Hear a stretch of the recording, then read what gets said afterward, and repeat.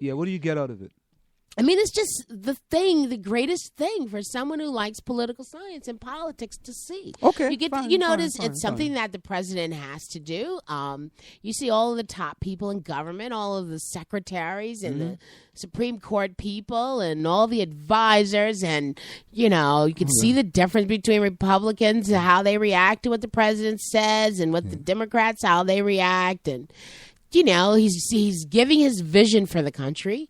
And what his accomplishments are. So you know what? This was the best part of the speech. Are you going to play the little clip? Yeah, this was the best part of the speech. We want to listen to this. This was the best part of the speech that I think. You tell me if you agree that this part of, I listened to the speech, but I have no more campaigns to run. My only agenda, I know because I won both of them. I have no more campaigns to run. My only agenda, I know because I won both of them.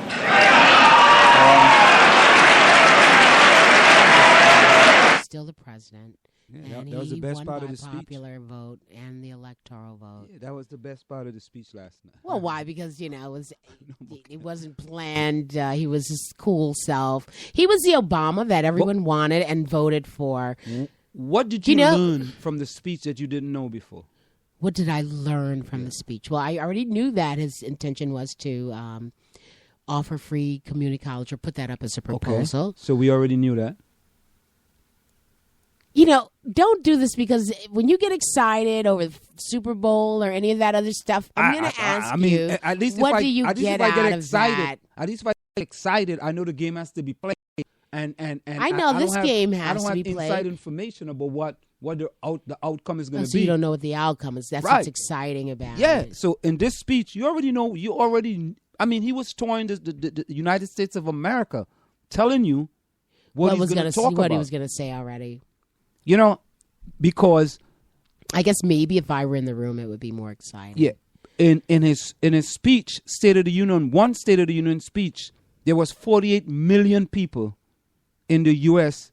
that tuned in to one of his State of the Union speech, which was the highest ever in the history.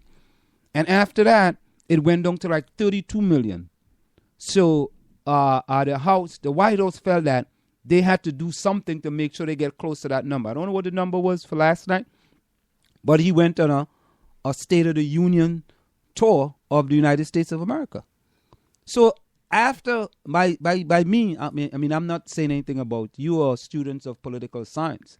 So you had to listen to information he was going to give you that you already know about. I didn't want to listen to information that I already knew about.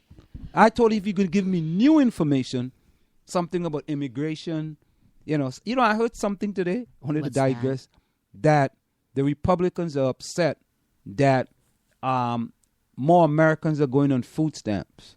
You know when they say that, what they mean, right? Yes, I do. Okay, yeah. So I laughed at it. I'm like, they still don't learn, man. No, they don't learn. But anyway, I didn't think I had to. And what's I guess another thing is to come out with such a seemingly progressive agenda all the time that I'm listening, saying that's not going to happen, but I'm not really that great at forecasting things all the time, but just imagine a free community college, which we definitely need because high school is that's troubling, you know that? Why is that troubling? Here's why. Think about it. If you're a four-year university, let's stay in New Jersey since we're living in New Jersey. Right. If you're a four-year college, right, and most people believe, and it costs you $65,000 a year as an average. Let's take it down to 40. 65 is a lot. But 40. 40 is too much too, but... All right, let's say an average of $40,000 a year. Mm-hmm. And you can go to a community college in New Jersey, which we have Union County, Bergen County, Essex County, yes, Morris County. All these schools, all these community colleges become free, right? And parents now decide, instead of me paying $80,000 for 2 years, I can send my son or daughter to a community college for 2 years, right? Save that money, have them go to these community colleges. Well, people can do that now, though. But you got to pay. You got to pay. No, you don't have to pay. I can send you, and I can tell you, listen, if you get a 3.5 or 3.8, there's a great possibility you might get some academic monies. Maybe. You don't generally like after the third year, you might get that money the first year, but the third year to get a full ride at a university. But remember that will be 3 years. Now, but all I gotta look out for now is $40,000 for the last year. Yes, but you know what? But let me finish. But wait a minute. No, I know where you're going, but at the same time, where you think I'm going? You're going that it's going to be less money for 4-year colleges. That there'll be less money that they make because more people will attend community colleges to save money. But not only that. When a college makes less money, what's going to happen? If they're making less money, then they'll just raise tuition on everybody else. Okay, that could be one of the things. What else? Well, they could lay people off. There you go. And so now you're looking at this it's about you. No, not about me. No, it's about I'm talking about and I'm looking at it about me because that's really was one of my goals to teach at a community college. So hopefully now there'll be more people and they can finally get jobs. Right, there'll be more jobs in community 13. college. Mm-hmm. Right. So to me, it's going to have a drastic effect on the 4-year colleges. Well, let me say this. The community college, it's not. It's how many people go to college, get accepted into these colleges. And a community college has to accept everybody.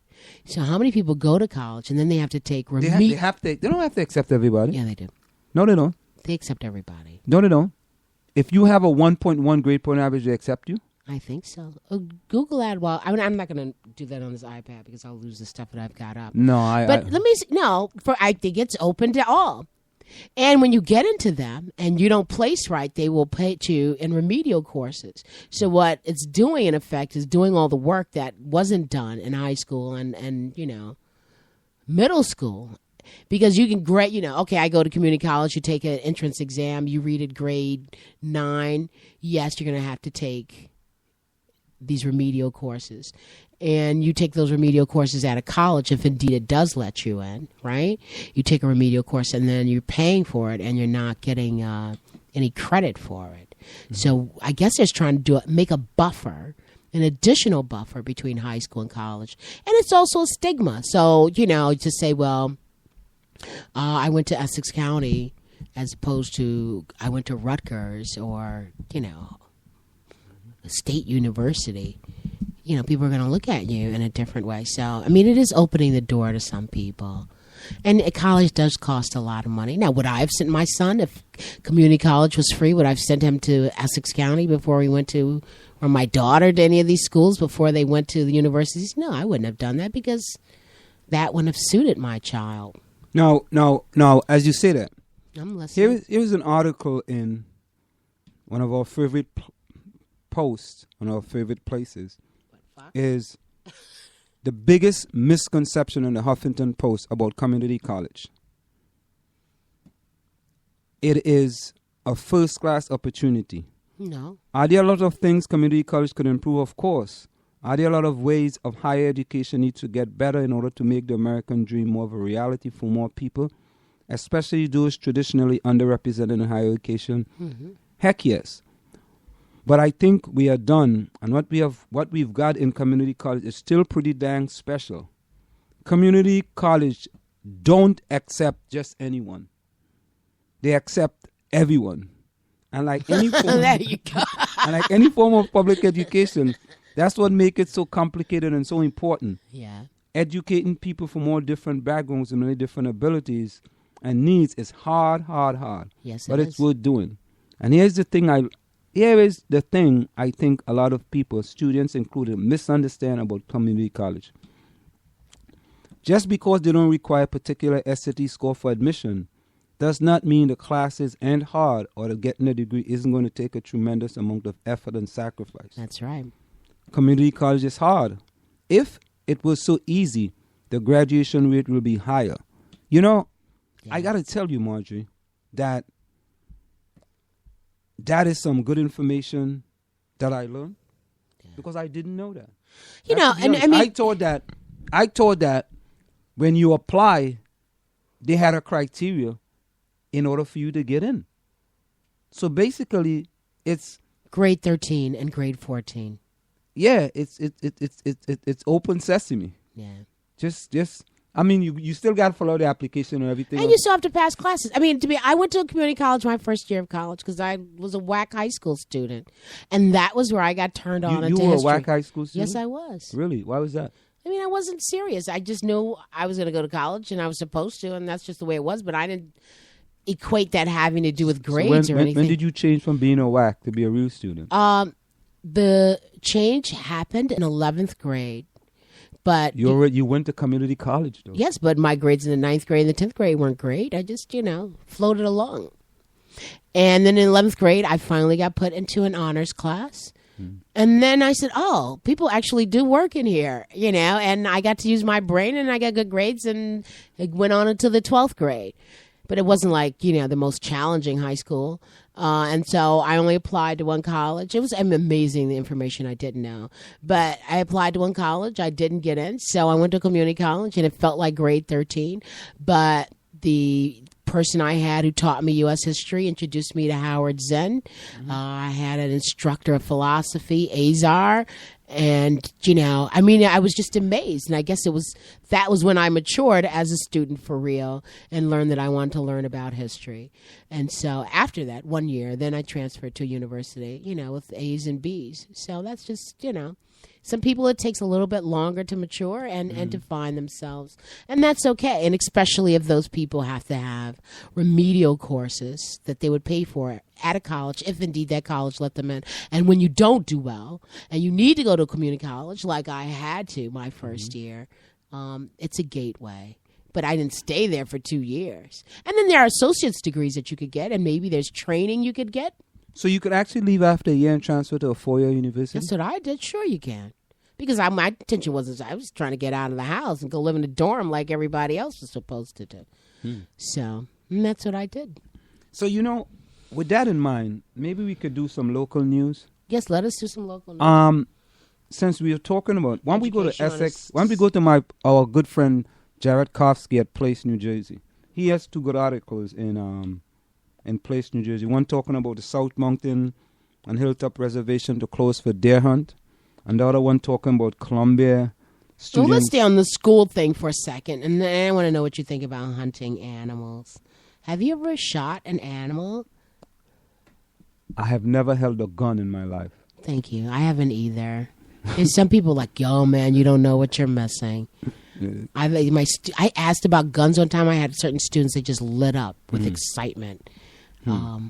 If you do it, they say it's the greatest feeling in the world. Really? At any rate, so here in our beautiful, diverse community, at least our students are willing to have open discussions, and that our high school is helping facilitate that. And you know what? I'm going to try to see if we can broadcast those discussions. We're going to do that, or at least some discussion there. If we can talk run to one. Is TJ? Yes, Mr. Whitaker. TJ Whitaker. He's well liked, Yes, I know that. Did you ask your son about? Oh, we're gonna go to club. You should. Yes, he's the coolest teacher there. Yeah, he's very well liked, man. That's really good to see. I mean, the kids that come back, really, really, really cherish Listen, some of you and he have a diet in common. At any rate, of flaxseed and water. So delicious. Flaxseed and water. Whatever that mess. Oh my God, and you're making fun of me. At any rate, we got to put you on that diet. Okay. Yes. Seriously, first of all, you gotta buy yourself a blender, a Vitamix, blender. or a Magic Bullet. Kind, no. What kind do you have? I just have a regular. No. I don't even have. Yes, I do have a blender, a regular blender. Well, you gotta get a serious one. And so you're gonna look. We'll get back to this discussion. But this is serious discussion. I know it is. This is health and wellness.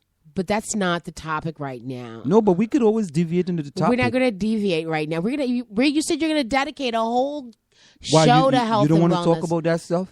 You don't seem like you enthusiastic. You want to talk about that stuff. Is there a specific reason why you don't want to talk about that stuff? You see what I have to go through, right? Is there a specific reason? I saw like a difference in your demeanor as soon as I started to speak about that. Because Columbia High School